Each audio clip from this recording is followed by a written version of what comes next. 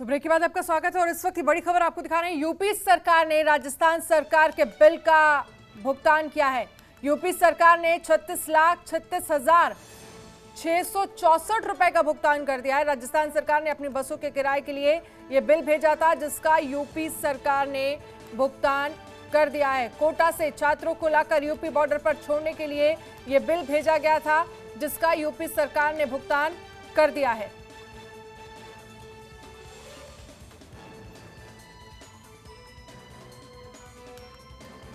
तो यूपी सरकार ने राजस्थान सरकार के बिल का भुगतान किया। बड़ी खबर, यूपी सरकार ने 36,36,664 रुपए का भुगतान कर दिया है। तो बड़ी खबर आपको दिखा रहे हैं।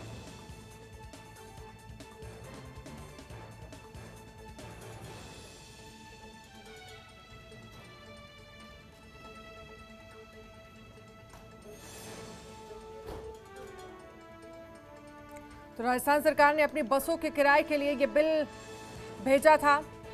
कोटा से छात्रों को लाकर यूपी बॉर्डर पर छोड़ने के लिए भेजा था बिल, जिसके बाद अब इस बिल का भुगतान यूपी सरकार ने राजस्थान सरकार को कर दिया है।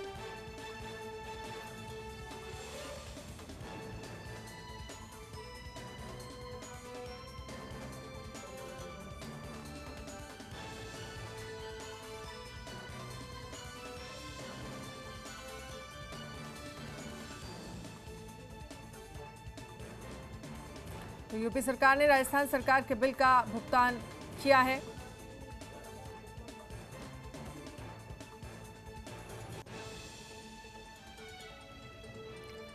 राधा कृष्ण त्रिपाठी हमारे ब्यूरो चीफ हमारे साथ फोन लाइन पर जुड़ गए हैं। राधा कृष्ण, जिस तरह से खबर मिल रही है, यूपी सरकार ने 36,36,664 रुपए का भुगतान राजस्थान सरकार को किया है। ये जो राजस्थान सरकार की तरफ से जो छात्रों को, कोटा से छात्रों को यूपी बॉर्डर पर छोड़ा गया था, उसके एवज में क्या गया है? क्या कुछ जानकारी है आपके पास?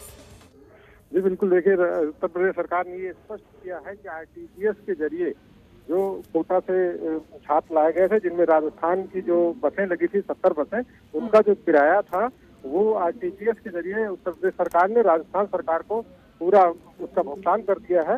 और उसके अलावा राजस्थान सरकार ने बाद में फिर 3,63,000 रुपए की डिमांड की थी, उसको भी उत्तर प्रदेश सरकार ने राजस्थान सरकार को पेमेंट कर दिया है। किसी तरह का बसों का कोई बकाया उत्तर प्रदेश सरकार पे नहीं है। राजस्थान सरकार ने जो भेजा है भुगतान के बकाये का नोटिस, वह पूरी तरह से गलत है और उत्तर प्रदेश सरकार ने पूरा पैसा उनकी बसों का पहले ही भुगतान कर दिया। तो अब किसी तरह का सवाल बनता ही नहीं किसी और तरह के भाड़े के भुगतान का। बिल्कुल, लेकिन राधा कृष्ण त्रिपाठी, जिस तरह से देखा जाए, आपकी तरफ जिस तरह से आपने कहा कि राजस्थान सरकार की तरफ से ये बिल भेजा गया जो कि गलत है, और उसके बाद अब उत्तर प्रदेश सरकार की तरफ से इस पूरे बिल का भुगतान भी कर दिया गया, जिसकी राशि लगभग 36,36,664 रुपए बताई जा रही है। जी बिल्कुल, देखिए उत्तर प्रदेश सरकार ने स्पष्ट किया है कि हमने सारे बिलों को उनके भुगतान किया। उसके बाद जो बकाया था, जो राजस्थान सरकार ने जिस चीज की बिल दी है, वो सारी वो उनको कर दिया गया। अब किसी तरह का बकाया नहीं है।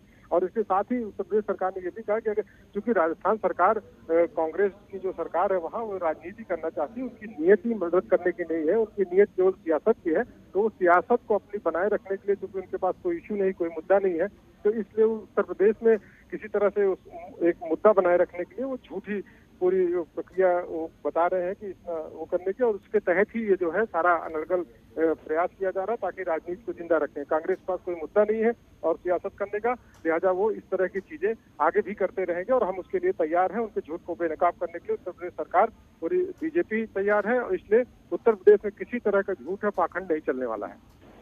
ठीक है, आप हमारे साथ बने रहिए। अरविंद परावत हमारे साथ राजस्थान से जुड़ गए हैं। अरविंद, जिस तरह से खबर मिल रही है, यूपी सरकार ने 36,36,664 रुपए का जो बिल था, जो राजस्थान के कोटा में जो तमाम छात्र फंसे थे उनको यूपी के बॉर्डर तक छोड़ा गया था, जिसके एवज में राजस्थान सरकार ने ये बिल उत्तर प्रदेश सरकार को भेजा था, उसका भुगतान कर दिया गया है। आपके पास फिलहाल क्या कुछ जानकारी इस मामले को लेकर?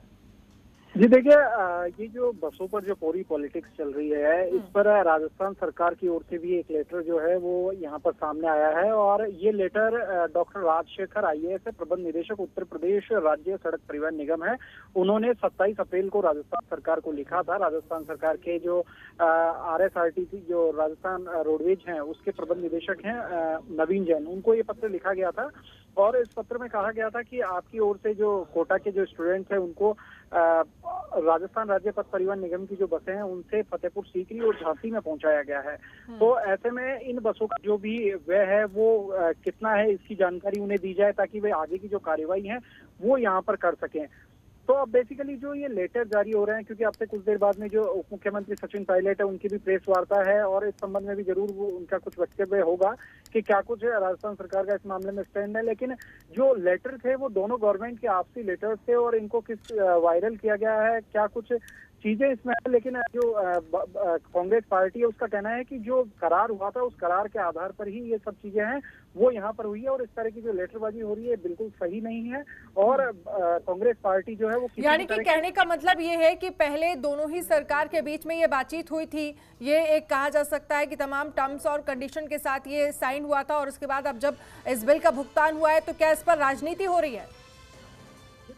देखिए, बिल्कुल सही बात है। और जो मंत्री शांति धारीवाल है उन्होंने भी अभी बयान जारी किया। उन्होंने कहा है कि यूपी सरकार लॉकडाउन के इस हाल में भी जो सियासत है वो कर रही है, कांग्रेस को श्रेय नहीं मिल जाए इस डर से वे ओछी राजनीति कर रही है। उत्तर प्रदेश सरकार पर, योगी सरकार पर उन्होंने हमला किया है और ओछी राजनीति करने की बात उन्होंने कही है। साथ ही ये भी कहा है कि यदि यूपी सरकार की बात मान भी लें तो इस तरह की जो चीज है वो यहाँ पर नहीं होनी चाहिए। और साथ ही जो 1000 बसों का जो मामला है उस पर भी उन्होंने अपनी प्रतिक्रिया दी है और उसमें उन्होंने कहा है कि 879 जो बसें थी वो वहां पर सही थी, उन बसों को उन्होंने नहीं लिया। और इस तरह की अब जो लेटरबाजी है वो कोटा से जो स्टूडेंट्स के हैं उस मामले में उनकी चल रही है। क्योंकि देखिए, शांति धारीवाल खुद कोटा से आते हैं, कोटा उनका विधानसभा क्षेत्र है और नगरीय विकास मंत्री यहाँ पर है। तो ऐसी स्थिति में उनकी ओर से भी ये बयान सामने आया है।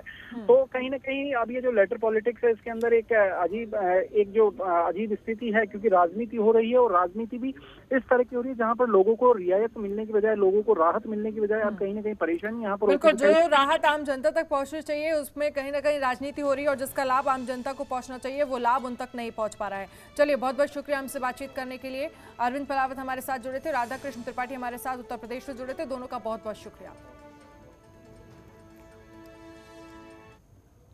कोटा से यूपी छात्रों को छोड़ने को लेकर राजस्थान सरकार ने यूपी सरकार को 36 लाख रुपए का बिल थमाया है। वहीं इसी को लेकर अब राजनीति भी तेज होना शुरू हो गई है। एक तरफ जहां यूपी बीजेपी नेता ने कांग्रेस पर निशाना साधते हुए कहा है कि ये कांग्रेस का दोगला चेहरा सामने आया है, वहीं इसी को लेकर राजस्थान के परिवहन मंत्री प्रताप सिंह खचरीवास ने कहा है कि यूपी सरकार ने एक पत्र लिखकर कहा था कि हमारी बसों में डीजल नहीं है, आप डीजल डलवा दें, पेमेंट हम कर देंगे। उसके बाद एक और पत्र आया जिसमें यह कहा गया है कि हमारे पास बसें हम हैं तो वहां से बसों की सुविधा करा दें। तो ये कहा गया था यूपी सरकार की तरफ से कि बसें हमारे पास कम है तो आप राजस्थान की तरफ से बसों की सुविधा करा दीजिए। तो राजस्थान सरकार ने यूपी सरकार को बिल भेजा और जब इस बिल का भुगतान हो गया और इस पर अब राजनीति की जा रही है।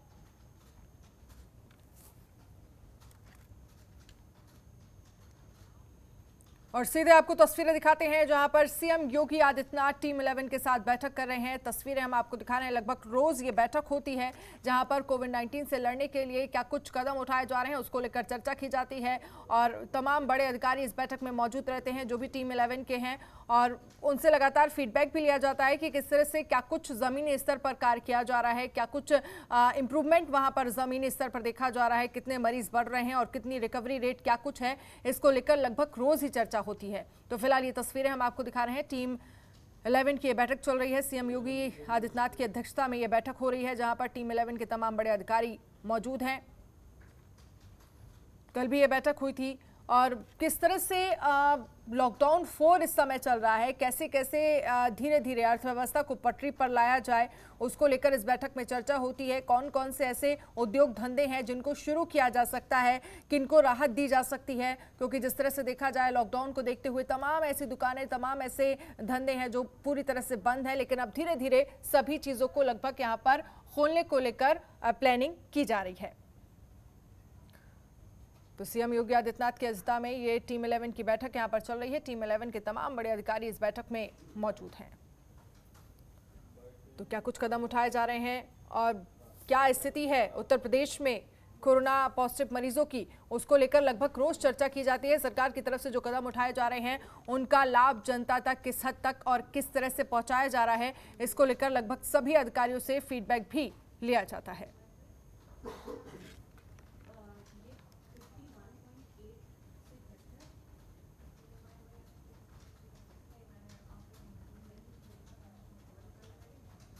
तो कोटा से यूपी छात्रों को छोड़ने को लेकर राजस्थान सरकार ने यूपी सरकार को 36 लाख रुपए का बिल थमाया है। वहीं इसी को लेकर अब राजनीति भी तेज होनी शुरू हो गई है।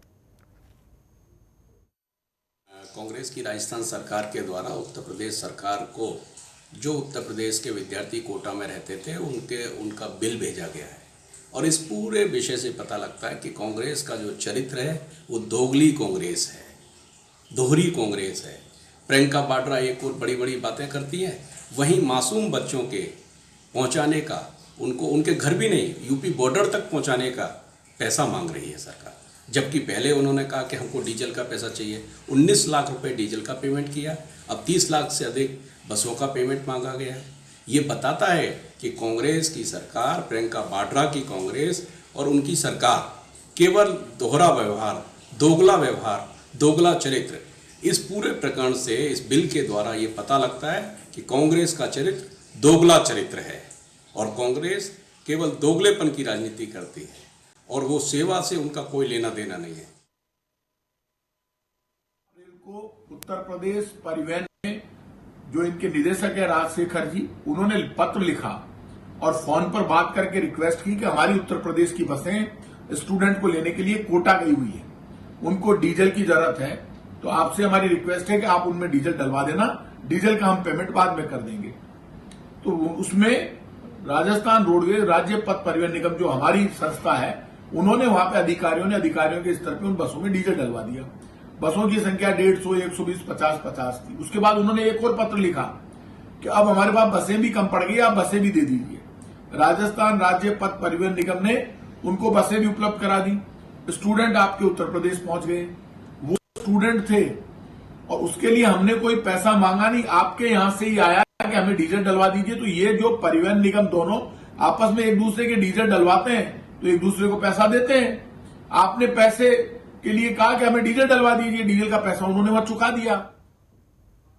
राजस्थान सरकार द्वारा यूपी सरकार को बिल थमाने के मामले में बीएसपी सुप्रीमो मायावती ने ट्वीट करते हुए कहा कि राजस्थान की कांग्रेसी सरकार द्वारा कोटा से करीब 12,000 युवा युवतियों को वापस उनके घर भेजने पर हुए खर्च के रूप में यूपी सरकार से 36 लाख और 36,000 रुपए देने की जो मांग की है, वो उसकी कंगाली व अमानवीयता को प्रदर्शित करता है। दो पड़ोसी राज्यों के बीच ऐसी घिनौनी राजनीति अति दुखद। साथ ही उन्होंने कहा है कि लेकिन कांग्रेसी राजस्थान सरकार एक तरफ कोटा से यूपी के छात्रों को अपनी कुछ बसों से वापस भेजने के लिए मनमाना किराया वसूल रही है, तो दूसरी तरफ अप्रवासी मजदूरों को यूपी में उनके घर भेजने के लिए बसों की बात करके जो राजनीतिक खेल कर रही है, ये कितना उचित व कितना मानवीय है। कोरोना वायरस के कहर से पूरा देश जूझ रहा है और इस वक्त लॉकडाउन लागू है। हालांकि 2 महीने से चल रहे लॉकडाउन की वजह से प्रवासी मजदूरों पर तगड़ी मार पड़ी है, जबकि अपने प्रवासी मजदूरों को लाने के लिए यूपी सरकार ने पूरा जोर लगा रखा है। इस बीच यूपी में अब तक 1,154 ट्रेनों से लगभग 15,27,000 से अधिक प्रवासी कामगार और श्रमिकों को लाए जाने की व्यवस्था की गई है। इनमें से 841 ट्रेनें अब तक आ चुकी हैं, जबकि 313 ट्रेनें आ रही हैं। यूपी के अपर मुख्य सचिव गृह सूचना अवनीश कुमार अवस्थी के मुताबिक प्रदेश में अब तक 20 लाख से अधिक लोग वापस आ चुके हैं। प्रथम चरण में विभिन्न प्रदेशों से 60,000 से अधिक छात्र छात्राओं और अन्य लोगों को रोडवेज बस के माध्यम से प्रदेश में लाया गया है।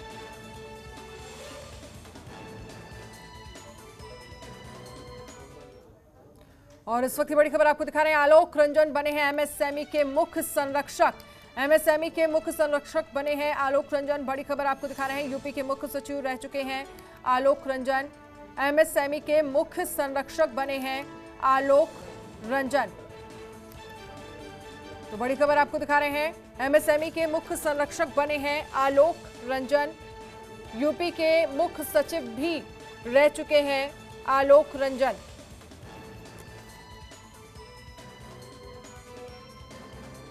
बड़ी खबर आपको दिखा रहे हैं, यूपी के मुख्य सचिव रह चुके हैं आलोक रंजन और एमएसएमई के मुख्य संरक्षक बने हैं आलोक रंजन।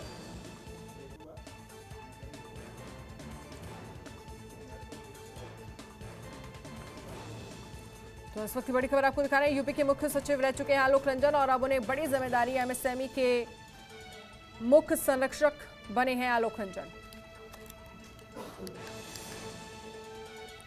और एक और बड़ी खबर आपको दिखा रहे हैं, उत्तर प्रदेश से पटरी दुकानदारों को कर्ज देने की प्रक्रिया शुरू। प्रदेश सरकार पटरी दुकानदारों को कर्ज देगी। केंद्र की घोषणा के बाद प्रदेश सरकार का फैसला। स्थानीय निकाय निदेशालय ने जिले से मांगा है ब्यौरा। शहरी क्षेत्रों के पटरी फेरी दुकानदारों का ब्यौरा मांगा गया है। बड़ी खबर, तो जो शहरी क्षेत्रों के पटरी फेरी दुकानदारों का ब्यौरा मांगा गया है,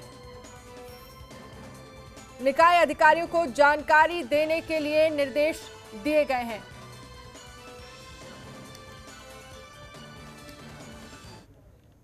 और वहीं उत्तर प्रदेश के मुख्यमंत्री योगी आदित्यनाथ ने एक नई परंपरा शुरू कर दी है। देश के अकेले ऐसे सीएम हैं जिसने विकास की खातिर अपनी ही दुकानों और उस मंदिर की चारदीवारी पर बुलडोजर चलवा दिया जिसके वो पीठाधीश्वर हैं। उत्तर प्रदेश के मुख्यमंत्री और गौरक्षा पीठाधीश्वर महंत योगी आदित्यनाथ के आदेश से गोरखपुर में गोरखनाथ मंदिर की 200 से ज्यादा दुकानें जमींदोज की जा रही हैं। ये सब गोरखपुर में मोहदीपुर से जंगल कोड़िया तक बन रहे 17 किलोमीटर लंबे 4 लेन के लिए किया जा रहा है। मंदिर परिसर की करीब 200 और उससे लगी 100 और दुकानें 4 लेन के आड़े आ रही थी। पिछले 4 दिन से इन दुकानों को तोड़े जाने का सिलसिला जारी है। मंदिर की 2 दुकानें तोड़ने की इजाजत खुद मुख्यमंत्री योगी आदित्यनाथ ने दी है।